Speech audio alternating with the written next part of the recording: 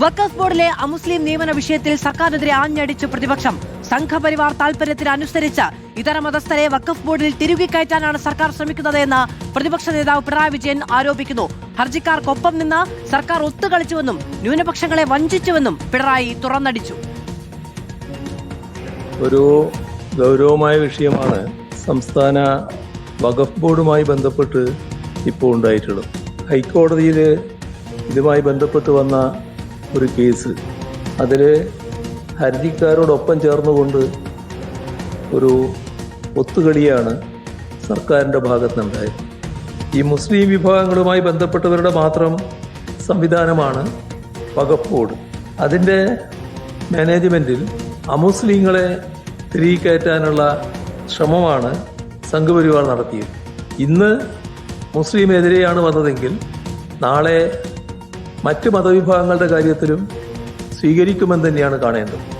ലോക്സഭയിൽ ബില്ല് അവതരിപ്പിച്ച ഘട്ടത്തിൽ ഇടതുപക്ഷം ശക്തമായി അതിനെതിരെ നിലപാടെടുത്തിരുന്നു. ഇടതുപക്ഷത്തിനോടൊപ്പം കോൺഗ്രസിനെ പ്രതിനിധീകരിച്ച് ശ്രീ KC വേണുഗോപാൽ നിയമത്തിനെതിരായി നിലപാട് സ്വീകരിച്ചിരുന്നു. ഇതെല്ലാം അവഗണിക്കുന്ന നിലയാണ് ഇപ്പോൾ സംസ്ഥാന സർക്കാരിൻ്റെ ഭാഗത്തുനിന്നുണ്ടായിട്ടുള്ളത്. റോഷിപാൽ വിവരങ്ങളുമായി നമ്മളോടൊപ്പം ചേരുകയാണ്. റോഷിപാൽ, ദൂരവ്യാപകമായ പ്രത്യാഘാതവും ദീർഘകാലത്തേക്ക് പ്രഹരശേഷിയുമുള്ള ഒരു നിലപാടാണ് ഇപ്പോൾ പ്രതിപക്ഷം വലിയ ആയുധമായി മുന്നോട്ട് വെച്ചിരിക്കുന്നത് സർക്കാരിനെതിരെ. ഈ കാര്യത്തിൽ നമുക്കറിയാം, ന്യൂനപക്ഷ വിഷയങ്ങളിൽ സ്വീകരിച്ച നിലപാടുകൾ വലിയ തോതിൽ ചർച്ച ചെയ്യപ്പെട്ടൊരു തെരഞ്ഞെടുപ്പിന് ശേഷമാണ് UDF അധികാരത്തിലേറിയത്. ഏറ്റവും പ്രധാനപ്പെട്ട സഖ്യകക്ഷി ലീഗാണ്. വലിയ തോതിൽ വലിയ ചർച്ചയും വിവാദവുമാകുന്ന ഒരു വിഷയത്തിലാണ് ഇന്നു രാവിലെ തിരികൊളുത്തിയത് പ്രതിപക്ഷ നേതാവ്.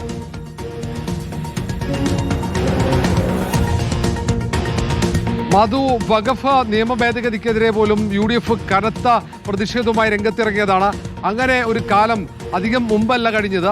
അത് കഴിയുമ്പോഴേക്കും അധികാരത്തിലെത്തി തൊട്ടു പിന്നാലെ കോടതിയിൽ ഈ പുനഃസംഘടനയുമായി ബന്ധപ്പെട്ട വിഷയം ഉയർത്തിയത്, അത് ഷോൺ അടക്കമുള്ളവർ ഉയർത്തിയപ്പോൾ അതിന് അനുകൂലമായ നിലപാട് സ്വീകരിച്ചു എന്നതാണ് ഈ വിവാദത്തിന് തിരികൊളുത്താൻ വഴിയൊരുക്കിയതും. അതിനെ ന്യായീകരിച്ചുകൊണ്ട് മുഖ്യമന്ത്രി VD സതീശനെ അനുകൂലിക്കുന്നവർ രംഗത്തെത്തിയെങ്കിലും മുസ്ലിം ലീഗ് അടക്കം അതിൽ കടുത്ത നിലപാടാണ് സംസ്ഥക്കടക്കമുള്ളത്. അത് മാത്രവുമല്ല, പ്രതിപക്ഷം ഇത് ആയുധമാക്കി കഴിഞ്ഞു. കാരണം സംഘപരിവാറിന്റെ നിലപാടിനോട് സാമ്യപ്പെടുത്തുകയാണ് ഇപ്പോഴത്തെ സർക്കാരിന്റെ നിലപാട്. ഹൈക്കോടതിയിൽ ഇന്നലെ AG സ്വീകരിച്ച നിലപാടിനെയാണ് അവർ ആയുധമാക്കി മുന്നോട്ട് കൊണ്ടുപോകുന്നത്. അത് പ്രചാരണ ആയുധമാക്കുമ്പോൾ സ്വാഭാവികമായും സർക്കാർ വീണ്ടും പ്രതിരോധത്തിലാവുകയാണ്.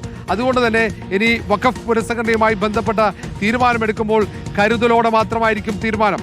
ഇപ്പോൾ കോടതിയിൽ ഈ കാര്യങ്ങൾ അറിയിച്ചെങ്കിൽ പോലും ആ പുനഃസംഘടനയിലേക്ക് എത്തുമ്പോൾ ഏത് തരത്തിലായിരിക്കും തീരുമാനം, അതിൽ അമുസ്ലിമായിരിക്കുന്ന അംഗങ്ങളെ ഉൾപ്പെടുത്തുമോ എന്നതാണ് ഏറ്റവും പ്രധാനപ്പെട്ട കാര്യം.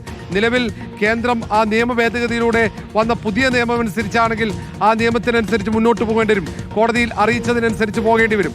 അങ്ങനെ ഒരു നിലപാടെടുക്കുമ്പോൾ മറിച്ചായിരിക്കുമോ നിലപാട്?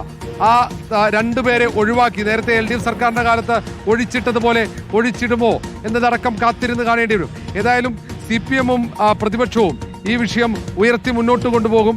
അവിടെ എന്തായിരിക്കും മുഖ്യമന്ത്രിയുടെ മറുപടി എന്നതാണ് പ്രധാനം. ഇന്ന് മുഖ്യമന്ത്രി ഈ വിഷയത്തിൽ പ്രതികരിക്കാൻ തയ്യാറായിട്ടില്ല. വരും ദിവസങ്ങൾ ഒരുപക്ഷെ ക്യാബിനറ്റ് കഴിഞ്ഞ അടുത്ത ബുധനാഴ്ചയായിരിക്കും മുഖ്യമന്ത്രി വാർത്താ സമ്മേളനത്തിൽ ഈ വഖഫ് പുനഃസംഘടനയുമായി ബന്ധപ്പെട്ടുള്ള വിഷയത്തിൽ പ്രതികരിക്കാൻ സാധ്യത. ശരി, റോഷിപാലാണ് വിവരങ്ങൾ നൽകിയത്. എന്തായാലും വഖഫുമായി ബന്ധപ്പെട്ട് സംസ്ഥാനം അടുത്ത ചർച്ച ചെയ്യാൻ പോകുന്ന ഏറ്റവും വലിയ വിവാദ വിഷയങ്ങളൊന്ന് തന്നെയായിരിക്കും സർക്കാർ ഹൈക്കോടതിയിൽ സ്വീകരിച്ച നിലപാട് എന്നതിൽ തർക്കമില്ല.